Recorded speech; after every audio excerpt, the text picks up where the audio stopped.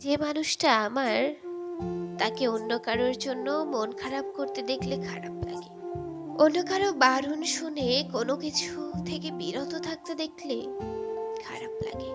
মাঝে মাঝে হয়তো আমি তার মন খারাপের কারণ হই, মাঝে মাঝে হয়তো আমি তার হাজার কাজের বারণ হই। তবু তার মন খারাপ হলে, আমি ছাড়া অন্য কেউ তার মন ভালোর কারণ হলে আমার খারাপ লাগে। যদিও তার মন খারাপ থাকলে শরৎ আকাশে নামে বর্ষার ঘন ঘটা। তার হাসিতে ম্লান বিষাদ দেখলে চাঁদের জ্যোৎস্নার নেমে আসে ভাটা।